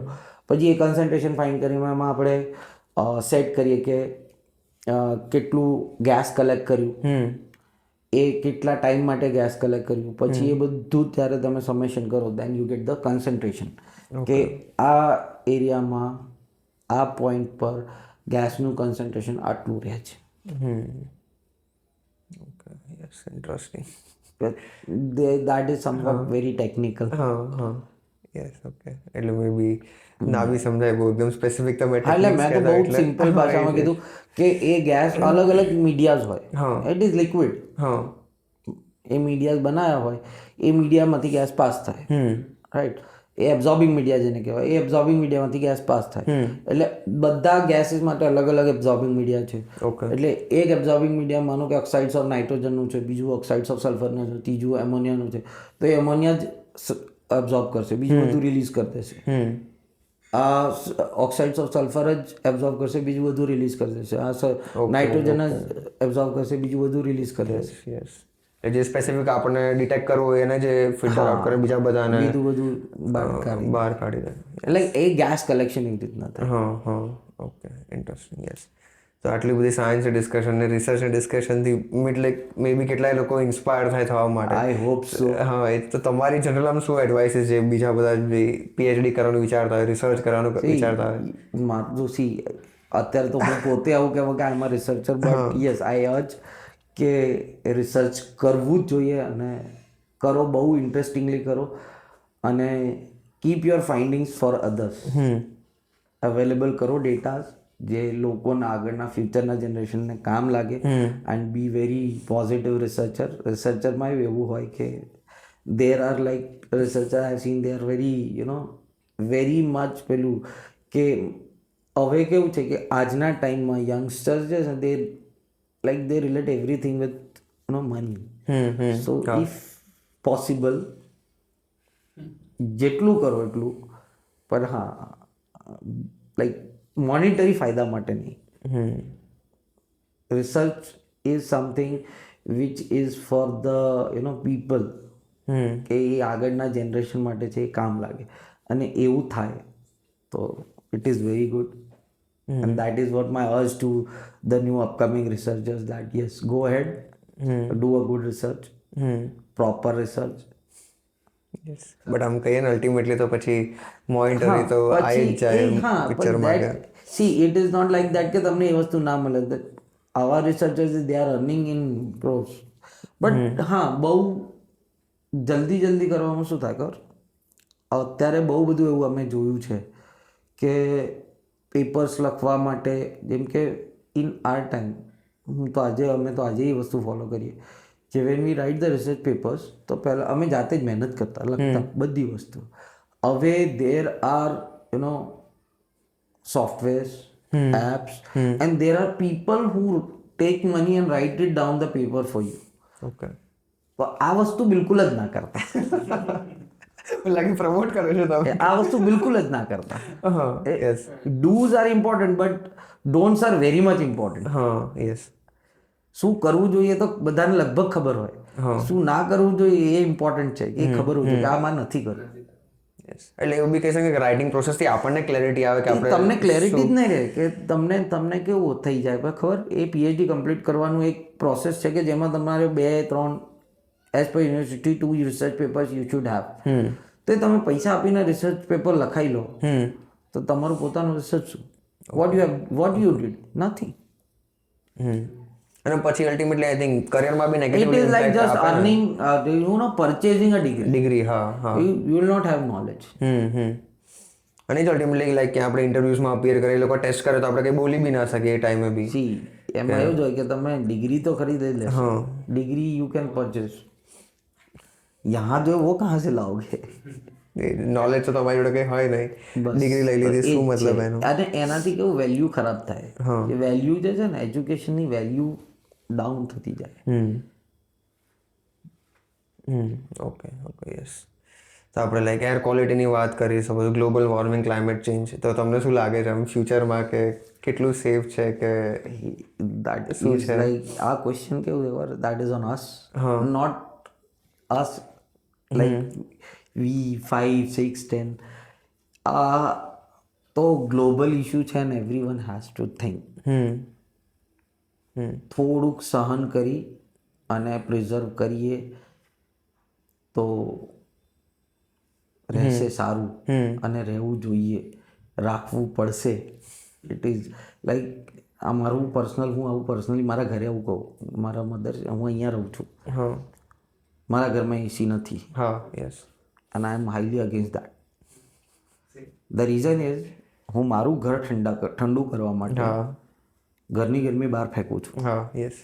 અને એ જ ગરમીના કારણે મારું ઘર ગરમ થાય છે.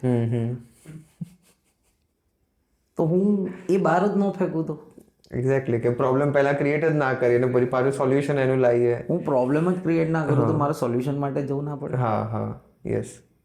બટ આમાં લોકોએ કન્વિનિયન્સ જોવે ને કે સપોઝ મારે તો એ જ કહું તો સહન કરવું પડે, થોડુંક સહન કરવું પડે. પણ આમાં પછી ઇટ ઇઝ નોટ અનબેરેબલ. હા ઇટ ઇઝ નોટ અનબેરેબલ. હા અવર body is a kind of thing કે જે બધા હેબિટેટને પેલું છે ને એ હેબિટેટમાં મોલ્ડ થઈ જાય. એટલે હોમિયોસ્ટેસિસ કહીએ કે આઈ થિંક એવું કે છે ને કે ઓટોમેટિક બેલેન્સ કે કમ્પ્લીટ બીજો એટલે એ તમે એને એડોપ્ટ કરી જ લો. હા હા ઓકે રાઈટ. તમે અહીંયા રહો, ગુજરાતમાં રહો, તો તમે 50 ડિગ્રી ટેમ્પરેચર એડોપ્ટ કરી લીધું, 4 ડિગ્રી પછી 3 ડિગ્રી પછી તમારી ફાટી. You cannot bear it. હા but you go to the north India, હા રાઈટ, ત્યાં માઇનસમાં ટેમ્પરેચર હોય તો પબ્લિક તે બેર કરે છે કે નહીં? એ લોકો આપણા જેવા ઝાડ માંસના બનેલા છે. હા હા right. So you can make your body adopt things. પહેલાં એક દિવસ 2 દિવસ તું વોક કરવા જાય, તમે જીમ જાઓ, વોક કરવા જાઓ, તો ફર્સ્ટ ફ્યુ ડેઝ એ ડિફિકલ્ટ જ રહેશે. કેમ કે એ બોડીને એ વસ્તુની આદત નથી. તો વી આર ડુઈંગ, જે વસ્તુની આદત નથી એ તમે કરો તો થોડું બોડીને સ્ટ્રેસ પડે, કદાચ બોડી રિએક્ટ બી કરે, અમુક ટાઈમ તમે બીમાર થઈ જાઓ. પણ એ નહીં, એ તમે સ્લોલી પ્રોસેસ ચાલુ રાખો તો your body get adapted, transformation થાય. બટ એને આમાં તો અમે આપણે ઇવોલ્યુશન એ જ તો થયું હા ને કે જે વસ્તુની બોડીને જરૂર હતી છે હા એ રીતના ચેન્જ થયું, જે નહોતું એ એક્સચેન્જ થતું ગયું. ઓકે. બટ આમાં કહીએ ને આપણે એક ઓર ડિબેટ આવી જાય કે તમે કહો છો કે સપોઝ એસી પરચેસ ના કરીએ, કે જનરલ આપણે કન્ઝમ્પશન આપણું ઓછું રાખીએ અને સેવ કરીએ, પણ આમાં એવું ના કે સપોઝ ગ્રોથ ને ડેવલપમેન્ટ રૂકી જાય, કેમ કે જેટલી એસી વસ્તુ ના આપણે યુઝ કરો તો ડેવલપમેન્ટ ક્યાંય ન રોકાય. ના ઓલું કહીએ ને ઇકોનોમી જે આપણે જીડીપી નો કન્સેપ્ટ કે ઇકોનોમી, તમે જેટલા ઇકોનોમી ક્યાં આપણે ડિસ્ટર્બ કરવું, એને તો આપણે પેલું શું કહીએ, સસ્ટેનેબલ ડેવલપમેન્ટ, સસ્ટેનેબલ ડેવલપમેન્ટ કે જેટલું રિક્વાયર્ડ છે એટલું યુઝ કરો. Right. The things which you require you use it.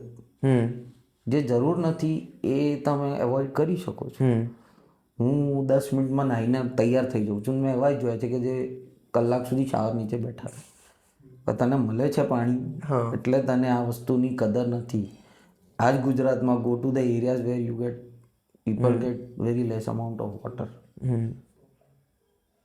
Yes right. So you get the value of that. You value the things, it will be there with you for longer period of time. તમે કપડાં પહેરો તો કપડાં સારી રીતે સાચવીને પહેરે ને તો એ ચાલે. હા લાંબા સમય સુધી ચાલે. પણ એ જ કપડાને તમે આમ જેમ રફ એન્ડ ટફ યુઝ કરો, માર ફાડ, તો જલ્દી ટેર થઈ ફાટી જાય. એટલે જે વસ્તુની તમે ઇજ્જત કરશો તો તમને એ વસ્તુ બી ઇજ્જત કરશે અને તમારી જોડે રહેશે. નહીં કરો તો નહીં રહે, નહીં રાખશે, નહીં રહેશે, અને એનાથી તકલીફ તો આપણને જ છે ને. એ અલ્ટિમેટલી જે ટેમ્પરેચર વધે અને મે બી કેટલા ઇશ્યુઝ આવે. મેં તો જોયા છે એવા લોકો જે ઠંડીમાં એસી ચાલુ કરીને, કેમ મને તો 22 તો જોઈએ જ, એનાથી નીચે તોય મને નહીં ચાલે, એનાથી વધારે તોય મને નહીં ચાલે. એટલે માણસ છું, તું માણસ જ છું ને. આપણે કંટ્રોલ કન્ડિશનમાં રિએક્શન્સ મૂકીએ, હ્યુમન બોડીને ના મૂકીએ. પેશન્ટ હોય ને, બીમાર હોય ને માણસ, એને હોસ્પિટલમાં મૂકવામાં આવે કે કંટ્રોલ કન્ડિશન, કેમ કે બીમાર છે એટલે એને સાચું કરવા, બરાબર, એને રિપેર કરવા આપણે કંટ્રોલ કન્ડિશન્સ આપીએ. તું દેટ મીન્સ કે તું ઓલરેડી બગડેલું જ છે, એટલે તું તારે કંટ્રોલ કન્ડિશનમાં જ રહેવું છે. Because my body is not capable of adapting other things. So but human body is such a thing that આપણે જેવી રીતના બોડીને રાખીએ એવી રીતના બોડી આપણી એડેપ્ટ થાય. સાઉથ આફ્રિકામાં લોકો રહે છે, તમે વિચારો, ત્યાં આવડા મચ્છર હોય, રાઈટ. ત્યાંના એક્સ્ટ્રીમ કન્ડિશન્સ, ત્યાં બી લોકો હોય અને આ જ બોડી સ્ટ્રક્ચર હોય, આ જ હાડ માંસ હોય, કલર ડિફરન્સ હોય. That is right. બટ એને લાઈક બહુ એકદમ બહુ ઓછો લોકો આવા પર્સપેક્ટિવથી વિચારતા હોય કે that is why we are suffering. That is why we are suffering. Okay. Majority તો પોતાનું જ વિચારે કે ચલો ભાઈ મારો બેનિફિટ છે, હું બસ કરી લઉં. will become selfish now, so there is nothing you will keep for others. આપણા નાનપણમાં બાળકો હોય ને બાળકોને નાનપણથી શીખવાડે sharing is caring, right? So you think that is not because તું શેર કર ને તારી પાસે વધારે છે એટલે શેર કર. એ આપણે એને શીખવાડીએ કે સ્વાર્થી ન થા, રાઈટ?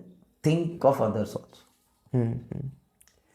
યસ. તો સર તમારી એક ઓર હોબી મને ખબર પડી છે, એકદમ અનયુઝ્યુઅલ કહીએ આપણે, અનકન્વેન્શનલ કહીએ, સ્નેક કેચિંગની. Yes, I do snake catching. Actually એ કોલેજથી ચાલુ થયું. કોલેજમાં હું હતો and I was the secretary there in my college. તો અમે નેચર ક્લબ ચલાવતા. હા. તો એ નેચર ક્લબમાં વિદ્યાનગરનું એક નેચર ક્લબ હતું, વિદ્યાનગર નેચર ક્લબ હજી છે. હું ત્યાં જોઈન થયો અને ત્યાં હેવ લર્ન સ્નેક કેચિંગ. પછી થોડુંક આવડતું હતું. હવે કેમ્પસમાં સાપ નીકળે તો હું પકડું છું, બાકી તો આપણે બહાર કઈ જતા નથી. સર ટેકનિક્સ હોય કે એને સપોઝ મને ટેકનિક્સ એટલે ટેકનિક્સ એ જ હોય કે આપણને બાઇટ ના કરવું જોઈએ ને, તો સ્નેક ઓળખતા આવડવું જોઈએ કે આને અડું કે ન અડું, કે પોઈઝનસ છે કે નહીં, એવી રીતે. જી અમારા કોલેજમાં તો અમે પેલું એકાદ બે પેલું જે એના રોડ્સ હોય, ડોંગ હોય, એ બધું રાખ્યું છે. I have purchase that. But હા, એક ટેકનિક્સ હોય શીખવાનું. હવે એ ટેકનિક્સ મને એક્સપ્લેન કરતા નહીં ફાવે, but yes there are techniques. You need to the first thing you should know is identify snake identity. એના માટે વાંચવું પડશે કે સ્નેક આઈડેન્ટિફિકેશન પોઈઝનસ ખબર પડી જાય કે પોઈઝનસ હોય કે એ તમને જોઈને ખબર પડે. આઈડિયા છે એની સ્કેલ એના આઈડેન્ટિફાઈ ધ કોબરાનું આઈડેન્ટિફિકેશન બહુ ઇઝી છે કે ફન મારે એક જ સાપ છે, that is cobra, one of the poisonous snake. પછી તમે એક બીજું છે, અત્યારે નામ નથી યાદ આવે. Rattle snake. રેટલ સ્નેક છે. તો રેટલ સ્નેકમાં કેવું પૂરી પૂંછડી આવાજ કરે, આખી પૂંછડી આવાજ કરે. એટલે આવી રીતના બધા સ્નેક્સના આઈડેન્ટિફિકેશન્સ છે. એ તમારે અમુક સ્કેલ્સ હોય, અમુક પેટર્ન્સ હોય, બોડી પેટર્ન્સ હોય, એટલે એનાથી તમે કલર હોય એનાથી તમે આઈડેન્ટિફાઈ કરો. and identify the snake and then you go near to that catch it. Okay.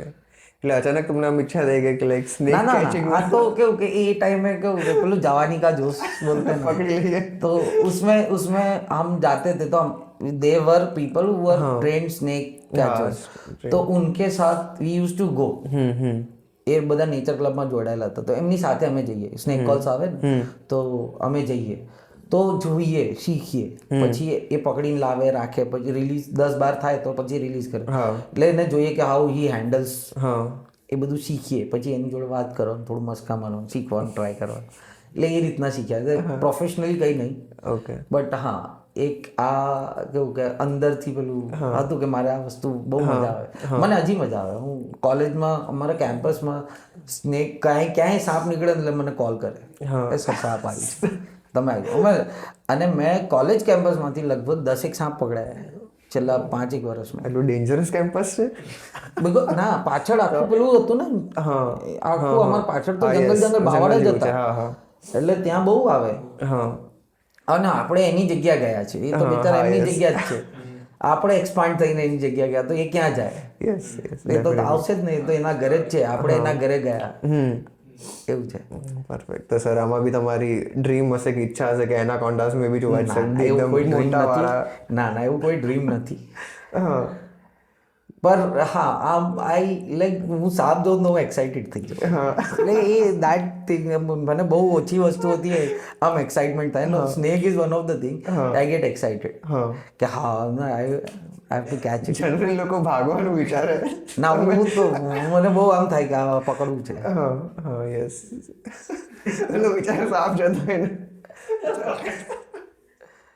એટલે એક ઓડ વસ્તુ છે, હોય યાર, બધા ઇન્ટરેસ્ટિંગ વસ્તુ. એટલે એની બી સપોઝ આઈ થિંક રિસર્ચ થતી જશે ને કે એના વેનમથી મે બી મેડિસિનલ પ્રોપર્ટીઝ એની એન્ટી વેનમ બને જ વેનમમાંથી.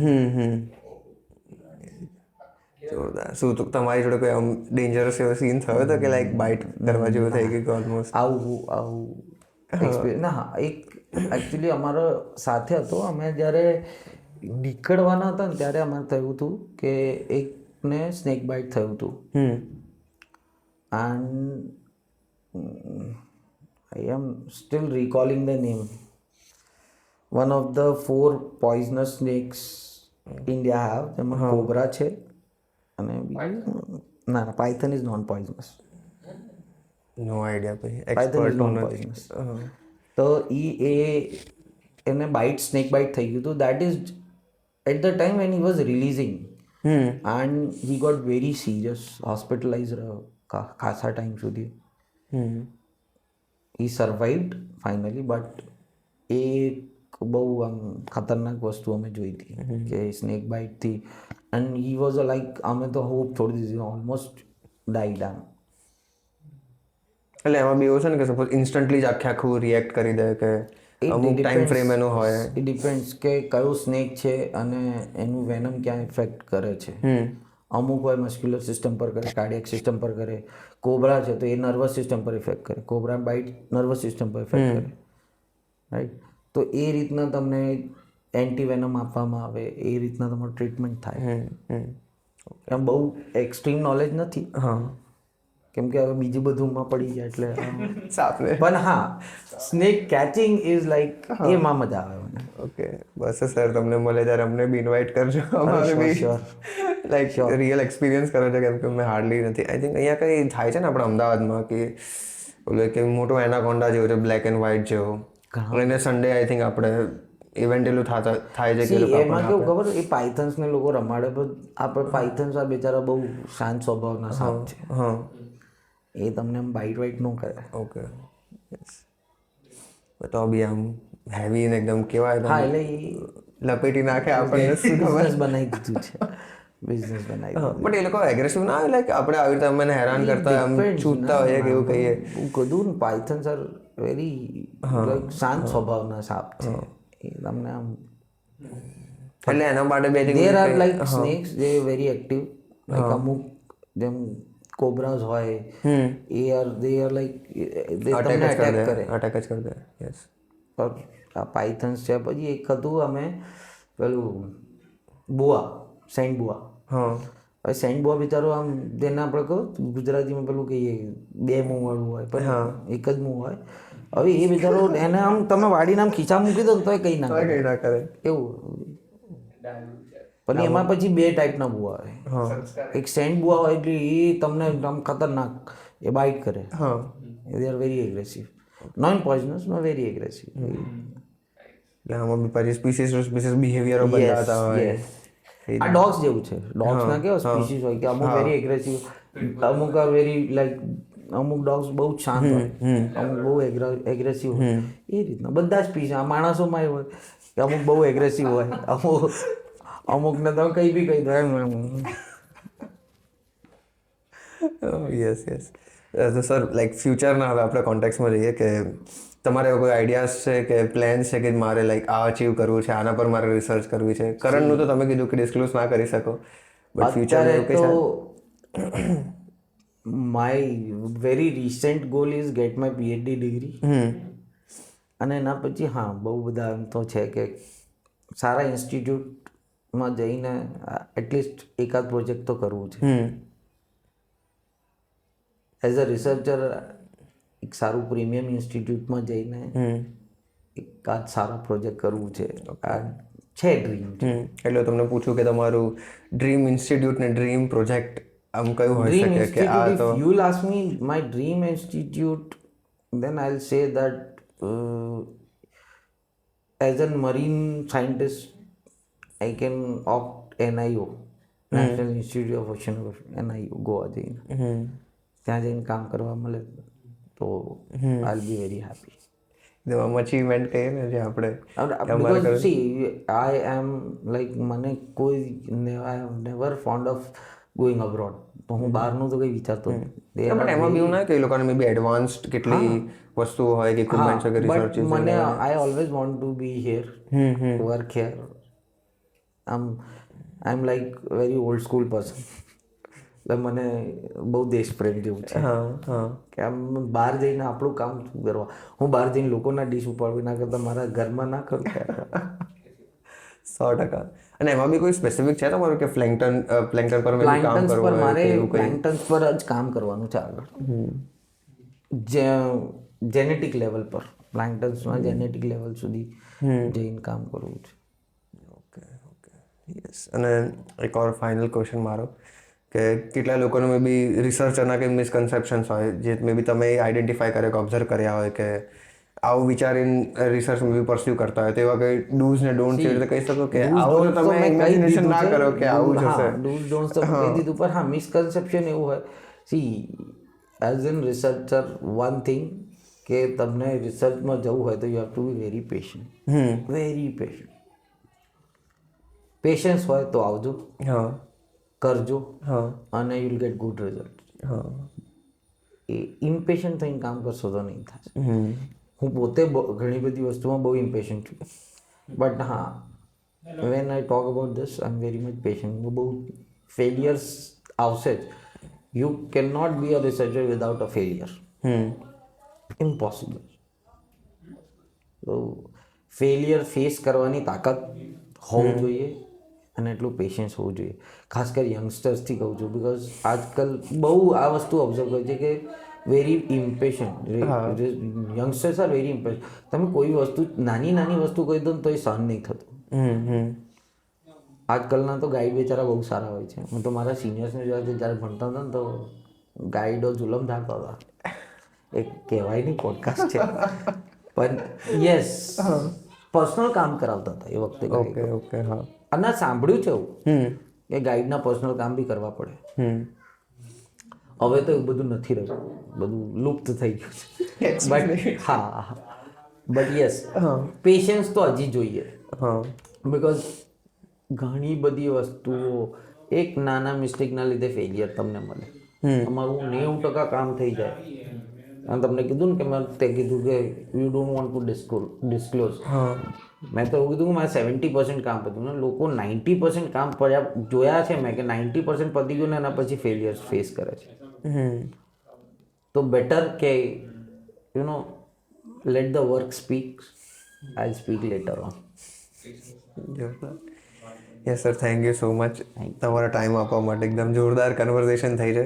અને ઇન ધ એન્ડ કંઈ કન્ક્લુડિંગ થોટ્સ તમારા એડ કરવા ફાઇનલી લોકો માટે જે message in general. I am not that big to conclude something, but yes but still તમારા ઓપિનિયન્સ મે બી એડવાઇસીસ જે બી તમારા થોટ્સ હોય શેર કરવા હોય કંઈ બી. थॉट्स એટલે બી અલાइव, ठीक है, रिसर्च भी करो, पढ़ाई भी करो, मौज भी करो, live properly, do what you want to do. ऐसा कुछ भी नहीं है कि researchers are very focused on studies only. सब कुछ करना चाहिए. That is what I believe. Whatever you like to do it. But हाँ, एक गोल, एक अपना स्पेसिफिक जगह, जैसे हम बोलते हैं ना कि रात को घर जाके सो जाना है, वो घर एक फिक्स करके रखो, बाकी घूमना फिरना पूरा करो. दैट घर इज योर गोल. હા હા યસ યસ સારું, thank you so much sir Thank you. તમારો ટાઈમ આપવા માટે. જોરદાર કન્વર્ઝેશન.